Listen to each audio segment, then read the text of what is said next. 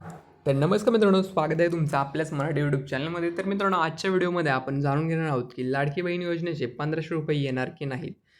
5 मिनिटांमध्ये तुम्ही कसे चेक करू शकता, या व्हिडिओमध्ये आपण सविस्तर माहिती जाणून घेणार आहोत. तर मित्रांनो, महाराष्ट्रातील लाडकी बहीण योजनेत ई-के-वाय-सी नंतर 70 ते 80 लाख महिलांचा 1500 रुपयांचा लाभ बंद होण्याची शक्यता आहे. तुम्ही पात्र आहात का? लाभार्थी यादीत नाव कसे तपासावे, याबद्दल आपण या व्हिडिओमध्ये सविस्तर जाणून घेणार आहोत. तर मित्रांनो, मुख्यमंत्री माझी लाडकी बहीण योजनेद्वारे राज्यातील पात्र महिलांना प्रतिमाह 1500 रुपयांचा लाभ दिला जातो. पण विधानसभेच्या तोंडावर सुरू झालेल्या या योजनेचा अनेक अपात्र महिलांनी लाभ घेतल्याचे चित्र समोर आले आहे. त्यानंतर सरकारकडून ई-के-वाय-सी करण्याचा निर्णय घेतला. 31 डिसेंबर 2025 ई-के-वाय-सी करण्याची मुदत सरकारने दिली होती. पण त्यानंतर 2 वेळा के-वाय-सी दुरुस्तीची मुदत वाढवण्यात आली आहे.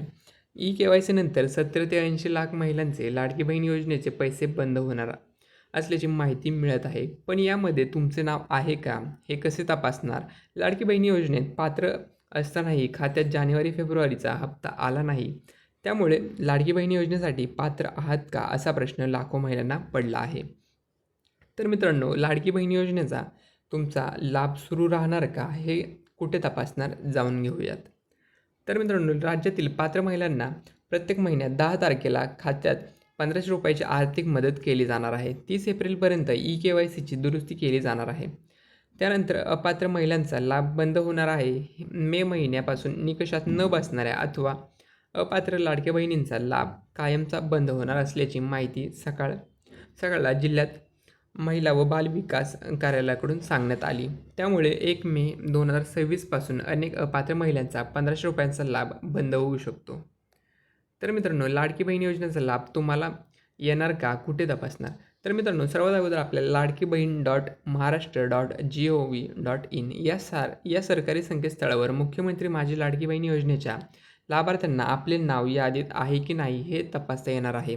पण त्यासाठी या संकेतस्थळावर तुम्हाला आधी लॉग इन करावे लागेल. त्यानंतर मोबाईल नंबर आणि पासवर्ड टाकावे व सर्व प्रोसेस झाल्यानंतर लाभार्थी यादी अथवा अर्जाची स्थिती हा पर्याय निवडा.